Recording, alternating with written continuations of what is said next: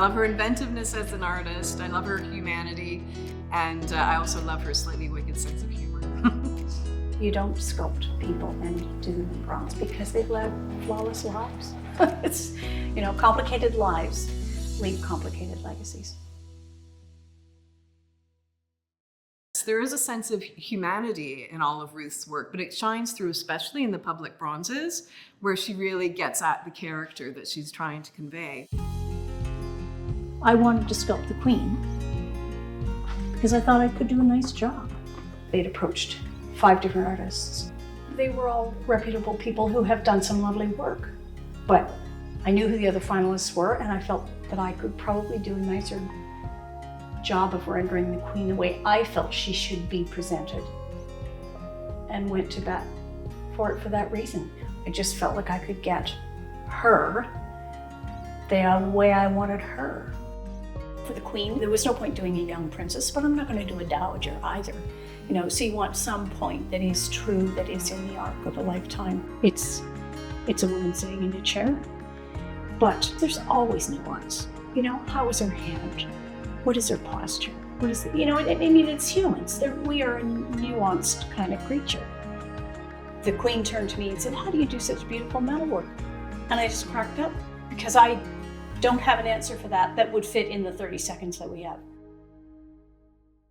I'm curious about history, always. How does that work? What did people know? But I don't have to be an academic to make a figure. I don't. But looking at photographs and reading the bios sets the stage for the nuance of the thing.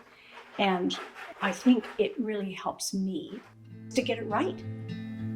With John A. in particular, you have to at least understand who this character is. John A. loved to dance. So he's light on his feet. It's his balance. It's his energy. That's what I want. It's sort of his center of gravity. How does he hold himself? Those kinds of details, I think they do matter. They set the stage. This guy, Michael Smith, Alan Eves, commissioned 5 different works, and Michael Smith was the last. His work in learning how to manipulate DNA won him the Nobel Prize in '93. He's a contemporary fellow with a good education who worked indoors all his life, so he's an academic, right? So he's not going to have hands like a stonemason. He's not bulky, he's different shape. And when they announced the Nobel Prizes in Sweden, they just called you wherever you are in the world.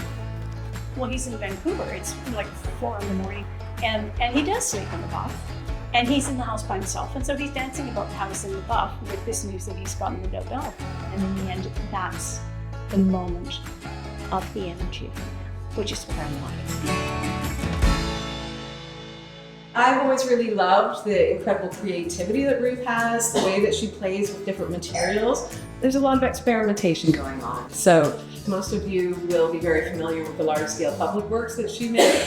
They're incredible, ambitious pieces. But it's really the personal pieces that she's created over the years that really inspired me. And I really feel that Ruth's wonderful personality actually comes through in this work. Very kind. Thank you. Yes, it has been a long time. It was a pleasure to revisit work, some of which has never been shown, some of which is new, and some of which is in a renewed size.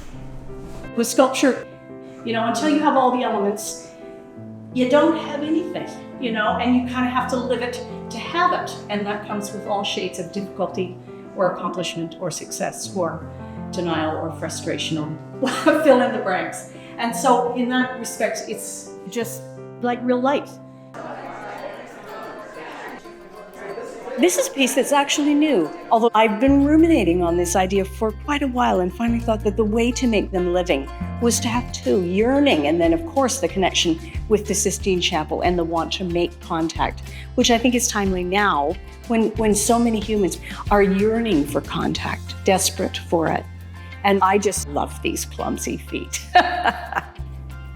I made this guy in paper, and he's casting 2 shadows, of course. And it's a quandary for him because he's not sure which of them is true. In actual fact, they're both true. And I wanted an added dimension of anxiety, that need to embellish.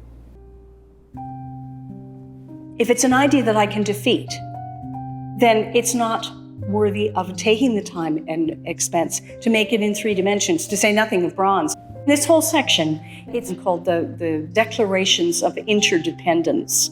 It's a look at relationships. Begrudgment and imprint. These characters fail to recognize how they sustain each other, and with these two, there is aggravation at their own dependency.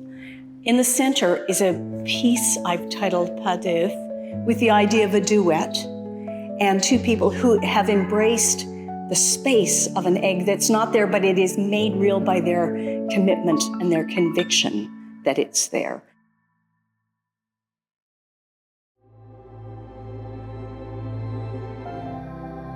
I always wanted a garden, and I was going to put a water feature out here, and my assistant said, "Okay, Ruth, but you are a sculptor." When I laid it out, I wanted it spiral, so you had a sense of this whole space that always drew you around and embraced you. This is one of my earlier bronzes. It's probably as close to a self-portrait as I might ever go. In fact, based on the idea of my grandmother, Emily's Bounty. This is one of the first bronzes that I did for myself, Willow Vessel. This is actually a curious little piece. I've called it Eureka, this idea where you just have this moment of understanding how something works. I had messed around with the idea of eggs because I just love them as symbol, I love them as structure, I love them as form. So this was one of a series. It's a piece about how we embrace ideas and make them real. This is laser cut steel, the idea of capturing space from flat to dimensional. Oh my gosh, yeah, I'm gone for that. This was a tribute to artists. It's the author, the painter, it's the performer, and it is the musician. And of course, it's Dali's soft, flabby clock, because we are both the timekeepers and the responders to all the problems of our time. This one, another human, genderless, based on the idea we're all messing with the halo of the world. And I love bare feet. What I create does make them real. And I think that's one of the big, I mean, do I really think he walks around when I'm not looking? No. But I think he becomes real in people's experience by the nature of just being present. And that's part of why figure portraits never quite go out of style. If they're done well, they mean something. Otherwise, they're expensive fire hydrants, but I try to avoid that.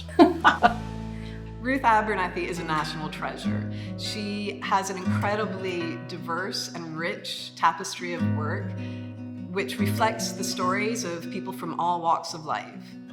It really is time to tell her story.